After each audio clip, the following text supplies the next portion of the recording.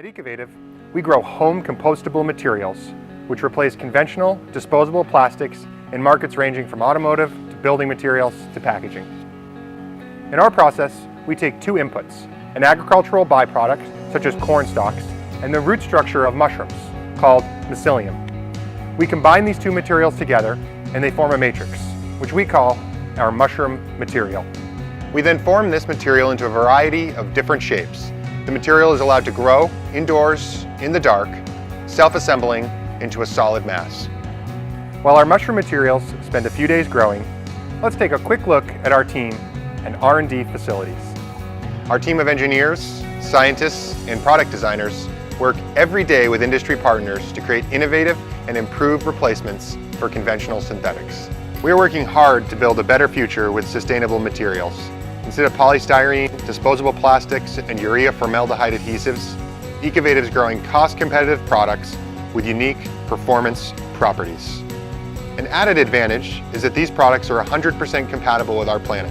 Depending on the type of agricultural waste or the strain of mycelium used, we can fine-tune the material properties. We can dial in these properties to create a custom composite for your product or application. Now, back to our production process. After we finish growing our parts, which only takes a couple of days, they are popped out of their molds and rolled into the heat chamber. Here, the growth process is stopped and the materials are dried. These parts are now ready for shipment. Today, we ship tens of thousands of mushroom products around the world for a wide variety of uses, including protective packaging. Ecovative materials are cost competitive and perform as well as conventional plastics. So next time you see a piece of disposable plastic or foam, look a little closer. It might not be a pollutant that you have to put in the trash, but it might actually be a nutrient made from mushrooms. One way to grow mushrooms at home is to inoculate straw or bark mulch. Both growing mediums will work very well.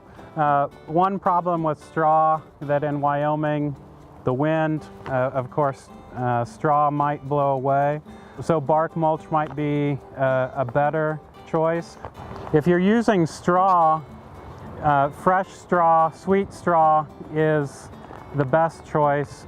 If it's aged and starting to discolor, it's probably not as good of a bedding material as a sweet straw is, but in a pinch it'll work. Basically what you do is you spread a layer a couple inches thick down on the ground, and that'll be your bedding material.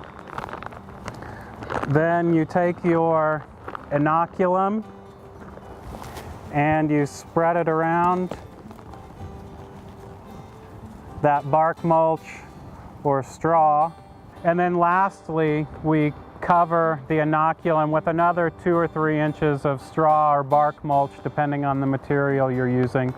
We turn the sprinklers on, water it really well, and we can expect mushrooms to start producing within the next couple of months after the inoculation. This is Chris Hilgert with the University of Wyoming Extension, and you're watching From the Ground Up.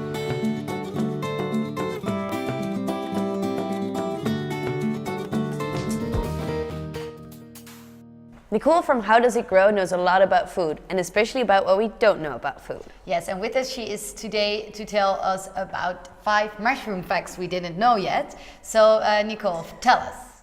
Hey guys. So you know mushrooms. What are they? Are they vegetables? No. Are they plants? No. They're actually the fruiting body of fungus. And because they're fungus, that means that biologically they have more in common with humans than with plants. So you're saying we humans are kind of like fungus? Well, genetically speaking, our DNA is very similar. That sounds strange, Nicole. What other mushroom facts do you have for us? So we all try our best to recycle, right? Well, mushrooms are nature's great recyclers.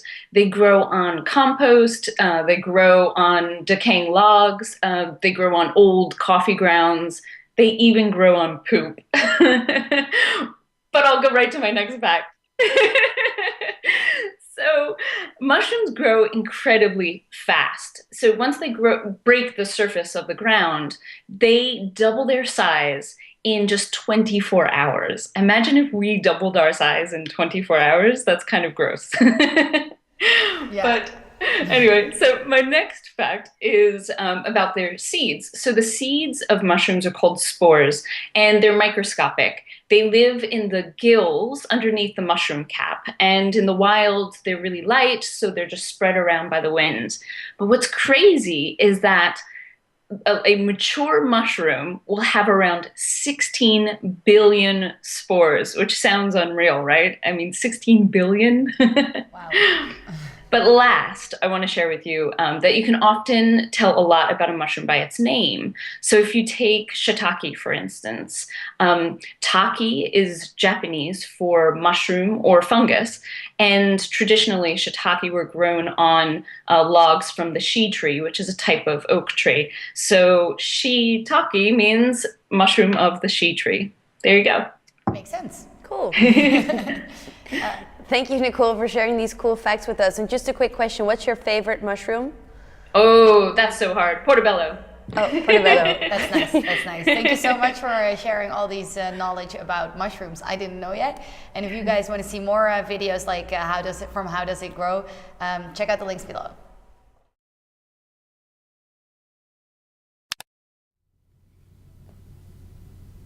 In this landmark study to find out which vegetable was best at suppressing the activity of the enzyme used by breast cancer cells to undermine our defenses, mushrooms came out number 1.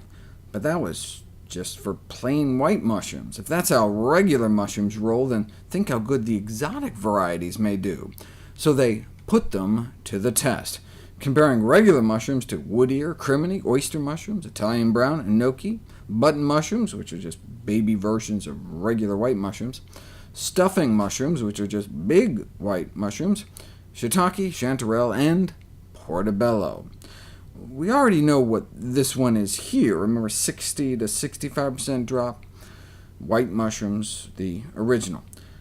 Most of these other mushrooms are stuck up there in celery carrot land, but one beat out our regular fungi. Which one do you think it was?